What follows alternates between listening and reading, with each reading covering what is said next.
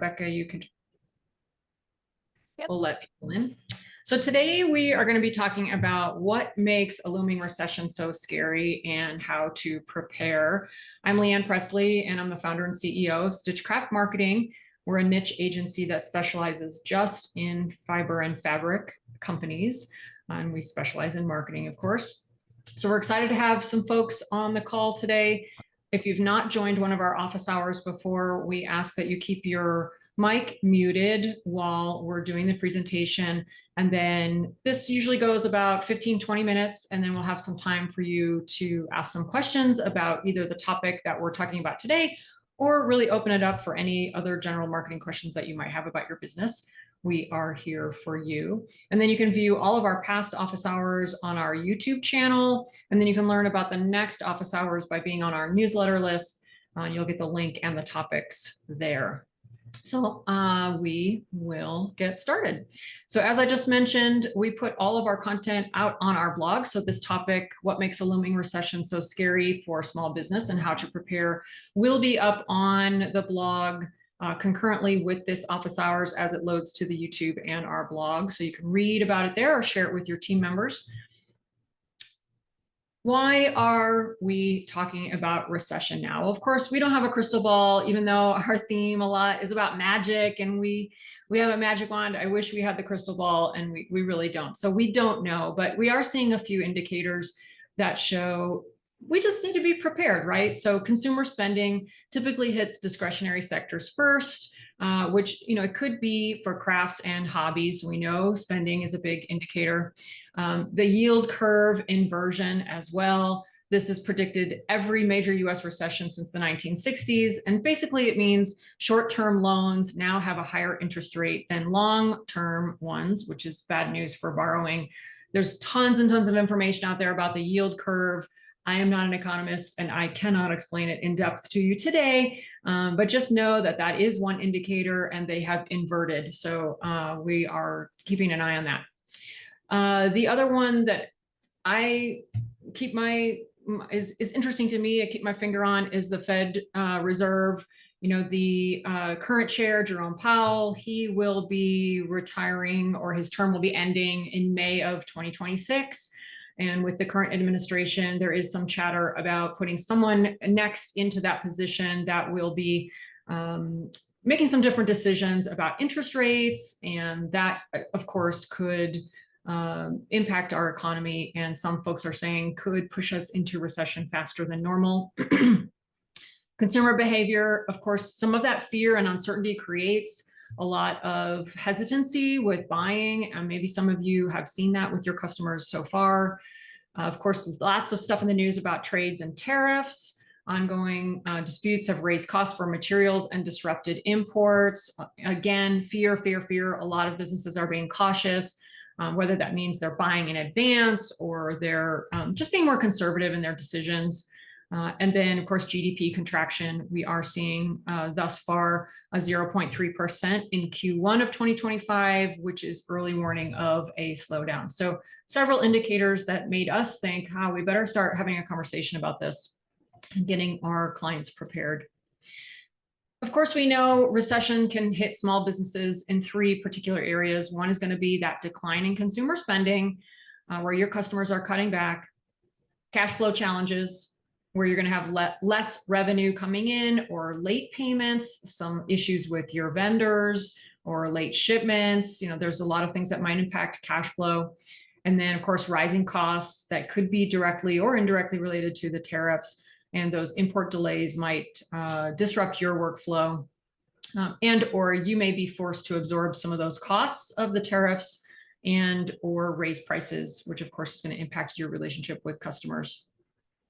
Of course, there is good news. We want to have this be hopeful for you and give you some ideas on how you can meet the challenge. We're going to walk through some financial survival tactics, some engagement strategies, and some marketing shifts that actually do work during downturns.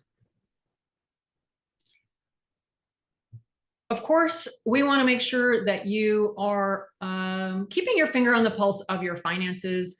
If you're not already using a tracker like QuickBooks or Wave, now is probably the time to really get serious and professional with your books and make sure you're either working with a qualified bookkeeper or an accountant, somebody that can help you really understand your numbers. Next, build a small emergency fund. We recommend 3 months minimum of your operating expenses put into a separate account so that it's not commingled with kind of your current day-to-day business funds. You can find a high yield savings account. I use Live Oak Bank, and I think they're paying somewhere in the 4% for a savings account. So that would be a great place to put that money. And of course, examining your expenses, taking a really hard and fast look at what your expenses are, where are you spending your money, and where could you possibly cut back? And then having conversations with your vendors, making sure you understand terms, see how flexible they are with your payments to them. And again, just having an awareness of what could happen if you need to have a little bit of grace with them. And making sure that those relationships are really transparent and you're communicating with them all along the way. Diversifying your income stream can be a great way to reinforce your how nimble you are and your strength if we go into a recession. At our agency, for example, this year we've been trying to look at new income streams. So we wrote a book, for example, and that's bringing in sales over on the book side. We are currently working on a new membership course where it's going to be maybe higher volume of participants and a smaller amount of monthly fee.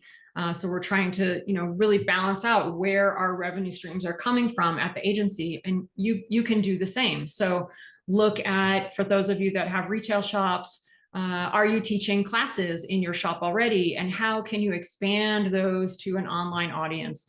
How can you try to maybe broadcast those classes so that you're bringing in more revenue than just the folks that are coming through your brick and mortar.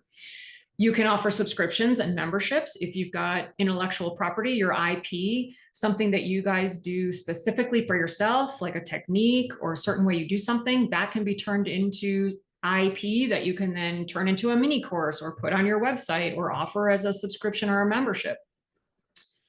Think about other ways you can add passive income to offset your sales dips if they happen. You want to double down on your best customers. We always talk about the 80-20 rule here, which is also known as Pareto's law, which is that 80% of your sales are going to come from 20% of your customers. So now is the time to really nurture that 20 percentile that is loyal to you, that you've already done a really great job with that know, like, and trust funnel that we talk about a lot. So use your tools for this, like Klaviyo or MailChimp. They have segmented tools that you can create automations to make some specific personalized offers to them. You can run consumer spotlights or UGC campaigns, which is user-generated content. You can offer small loyalty perks like early access, custom packaging, thank you gifts. And of course, we recommend you stay connected and consistent with your communication, even if it's short and sweet. If you do not have a handle on your POS system or your backend data, I think that's a really great place to start. You're going to want to go into that data and isolate who your top customers are. Who are the people that have been spending the most amount of money with you in the last 1 to 3 years, and kind of create that, shall we call, your best customer group, your ambassador group, however you want to call it, and utilize them for lots of things like feedback to you on when you're selecting new products. I have one client that has formally created an ambassador group all the way with like a logo and badges and stickers, and he's gamified it also. So he's really nurturing that top 20% of his audience to really just solidify that trust that we know he already has with his audience. You're going to get smart with your inventory. You want to shift to just-in-time or pre-order models. For some of you that have the opportunity to do consignment with makers, individual makers, like if you have a shop and you have a local artist, you could work on consignment instead of buying that inventory. Of course, buying just in time is going to protect your cash flow and avoid excess inventory. Another piece of advice is to just try smaller batches. You know, when you're going to the trade shows and you see all this beautiful stuff you could bring into the shop and you're buying big, maybe scale that back this year just a little bit. Buy in smaller batches before you commit. Or rely on that ambassador group or your best customers to give you feedback on what they think is going to sell really well in your shop or in your business. And think about diversifying your suppliers. Do you have certain areas of your business where if that supplier gets hit with terrible tariffs or other economic uncertainty, do you have other vendors and other suppliers that you're working with where you can get those materials in, especially either US made or local suppliers where you're going to avoid some of those tariff issues? And then we always say avoid panic ordering. I'm the worst at this. Whenever there's like crisis in the economy, I'm always going to Costco and I'm like, I'll take an extra 10 of those. So don't do that. Don't panic order, panic buy, because then that's going to just create cash flow issues and inventory issues down the road. So try to be really conservative with that and don't give in to panic ordering or create some poor storage decisions for yourself. Shift your marketing message. Just be aware of your tone, especially if we head into a downturn. You want to just stay positive, focus on some of the key messages that we know are successful for our industry, which is all about, things that are handmade, going back to grassroots, promoting your crafts and your business as a way to de-stress. You always want to be that solution for your customer. And remember authentic storytelling. This is a time when we want to be a problem solver for our customer. We don't want to be pushy and buy this, buy that, buy this. Be mindful that your messaging doesn't seem desperate for your customer. This is the most important slide that I want to get across to you today, which is when you are marketing, be mindful that your fear is not causing you to pull back on the marketing that you're doing or things that that are already successful. Digital advertising is one of the things where unfortunately we get clients that say, the sky is falling, we're pulling everything, we're stopping all our advertising, and that is absolutely the wrong thing to do. A couple of case studies here in the 1930s, we know Kellogg doubled their ad spend and gained massive share over the Post cereal company, which cut back on all their advertising. More recently, in 2008, many brands focused on cost containment while still playing offense in their marketing and advertising. Studies show that brands that kept their spending grew 17% annually. And I actually do have, I was here in 2008, 2009, and I definitely have examples. I was selling print advertising for Interweave Press, and the folks that kept their print ads in those magazines absolutely did do much better. Miss Babs is actually one of them. I sold ads to Miss Babs, and now she's like this huge company. So she did not pull back, and she gained tons of market share from that 2008 recession. Another example is Samsung. They rose from number 21 to number 6 in global brand rankings following the Great Recession. Be consistent. Your visibility is what's going to build trust with your audience. We know 86% of consumers trust brands that stay visible during hard times. You want to be top of mind. You want to be on their mind, even if they're not buying right now. You want to be the brand that is there for them through the difficult time. There will be some ad competition. And so you might find you're going to get greater visibility if you're the one with your foot on the gas and you are advertising and you are out there and you are doing your marketing. You will gain some market share from that. As always, we remind you that marketing is about relationship building. It's not just about sales. Your mindset matters. You want to stay connected. You want to stay agile. You want to be nimble. This whole marketing strategy discussion is just half the battle. Your mindset is just as important as we navigate some difficult economic times. So you also want to stay connected. You want to be in craft business forums, stay connected with the people that you know in the industry, that you have partnerships with or collaborations with. Craft Industry Alliance is a great place. If you're not a member, we highly recommend that you look into that professional organization. Being agile means testing out new lines, new formats, remembering you need to be fresh. And then being visible, like I just mentioned on the previous slide, don't vanish. You want to be there for your customer. You want to communicate often. You want to be transparent. Be vulnerable at this time. I think that really resonates with our audience. Remember that, recession can be tough. Again, I don't have a crystal ball. I don't know if we're going into recession, but if we do, just remember we are all very creative people. We make beautiful things from what seems like nothing, right?